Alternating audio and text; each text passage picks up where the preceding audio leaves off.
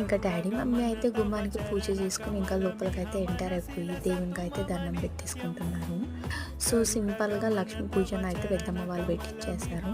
ఇంకా డాడీ అయితే పూజని ఇంకా స్టార్ట్ చేసేసిండు. దేవునికి దీపాలన్నీ అంటించేసి ఇంకా పూజను అయితే స్టార్ట్ చేశారు. ఇంకా పెద్దమ్మ పెద్దనాన్న డాడీ మమ్మీ అందరూ అయితే పూజకి కూర్చున్నారు. సో ఇలా జరిగిందనమాట. పూజ అయితే చాలా మంచిగా జరిగింది. దేవునికి అయితే ఉదయం చేసి ఇంకా నైవేద్యం పెట్టి ఇంకా కాయనైతే కొట్టేసి ఇంకా దండం పెట్టుకొని మంగళారతిని అయితే ఇచ్చేస్తున్నారు.